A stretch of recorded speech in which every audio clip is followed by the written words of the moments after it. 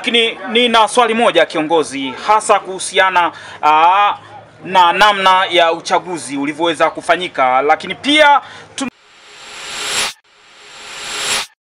mimi majina yangu naitwa Jeremia Lazaro, lakini wengi wanapenda kuniita kama mjukuu wa Mwainusu.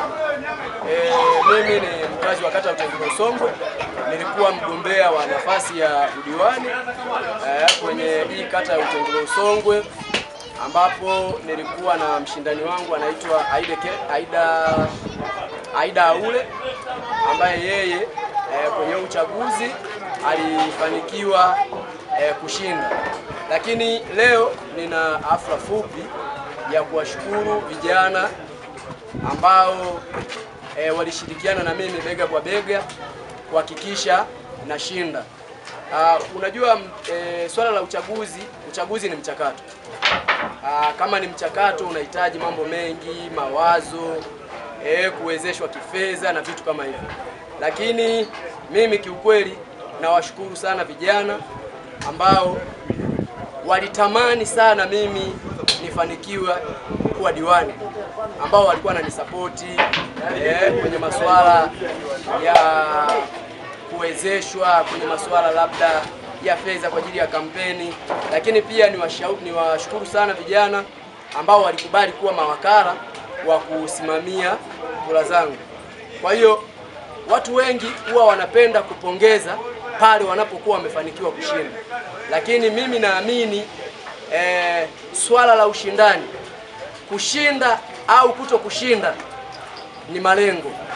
Anayeshinda anakuwa ametimiza malengo na unayeshinda unakuwa umetimiza malengo, kwa sababu nafasi ilikuwa inahitaji mtu mmoja, lakini wagombea tulikuwa zaidi ya wawili, kwa hiyo ilitakiwa apatikane mmoja. Lakini mimi ninachoweza kuzungumza kwa vijana wenzangu ni kwamba sisi, ili taifa la Tanzania ni taifa letu, wala hatuna taifa jingine. Kwa hiyo rai yangu ninaendelea kuwaasa vijana ambao wanaamini, wana ndoto za kulitumikia taifa hili kwa nafasi mbalimbali, nafasi za kisiasa, kwamba wasikate tamaa. Ijapokuwa wanaweza wakapitia mazingira magumu, mimi rai yangu ni kutokukata tamaa. Kwa nini nasema wasikate tamaa? Kwa sababu ukichukulia tu mfano wa huyu rais wa Zambia, amegombea zaidi ya mara 6. Mara zote hizo ameshindwa, lakini baadaye alikuja kufanikiwa kushinda.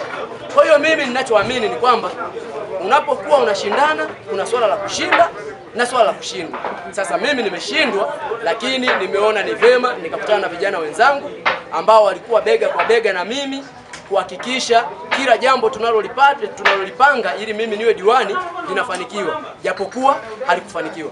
Kwa hiyo mimi ninachoweza kuwaambia vijana wenzangu, tusikate tamaa kwa namna yoyote. Wanasema mwisho wa uchaguzi mmoja ndio mwanzo wa uchaguzi mwingine. Kwa mimi kwa umri wangu bado ninao nafasi ya kuendelea kutimiza ndoto zangu, kwamba naamini na mimi nataka kuwa na mchango kwenye jamii inayonizunguka, kwamba naamini kupitia mimi kuna vitu ambavyo ningeweza kuvifanya kwenye kata yangu. Kwa hiyo unapokuwa unaomba nafasi ya kuwa mtumishi au kiongozi wa eneo husika, unakuwa una ndoto zako. Na mimi kwenye kampeni zangu niliwaambia vijana kwamba sisi kama vijana tunayo nafasi kubwa sana, kwa sababu serikali tayari imeweka mfumo wa kukopeshwa vijana pale halmashauri. Lakini vijana wengi ile mikopo wafanyaje, hawaipati. Sasa mimi niliwaambia kama nikifanikiwa kuwa diwani, nitahakikisha na waunganisha vijana ili waweze kunufaika na hiyo mikopo inayotolewa pale halmashauri. Kwa hiyo pamoja na kwamba sijashinda, lakini bado ninayo nafasi ya kuendelea kushirikiana na vijana kwenye changamoto zote zinazotukabili kwenye kata ya Utengule Usongwe. Ndio maana leo hii mimi sijashinda kuwa diwani, lakini nimewakusanya vijana ambao na wao wanaamini kwenye vijana. Tuko pamoja, tunasherekea, tutashauriana nini cha kufanya. Lakini jambo lingine, uchaguzi umeishaisha. Sasa baada ya uchaguzi kuisha, mimi kimsingi niweze kukushukuru kwa kuweza kuandaa hafla fupi ya kuweza kuwashukuru vijana, lakini na wadau mbalimbali ambao walioweza kukusapoti kwenye mchakato mzima wa uchaguzi huu mkuu wa Oktoba 29, 2025. Lakini nina swali moja kiongozi, hasa kuhusiana na namna ya uchaguzi ulivyoweza kufanyika, lakini pia tunaona matukio mbalimbali yaliyoweza kutukia kwenye mchakato huu kuanzia Oktoba 29 siku ya uchaguzi na mahala baada ya uchaguzi. Wewe binafsi unaelezeaje? Tunaona Dr. Samia Suluhu Hassan ambaye ndiye ni rais wa Jamhuri ya Muungano wa Tanzania. Tunazungumzia Dr. Samia Suluhu Hassan. Tunaona namna alivyoweza kuandaa tume ya uchunguzi wa matukio mbalimbali yaliyoweza kutukia kipindi cha uchaguzi na mara baada ya uchaguzi. Wewe unaelezeaje kuhusiana na jambo hilo? Mimi binafsi kwanza niendelee kupongeza kwa hizo jitihada ambazo mheshimiwa rais wetu wa Jamhuri ameamua kuzichukua kuunda tume.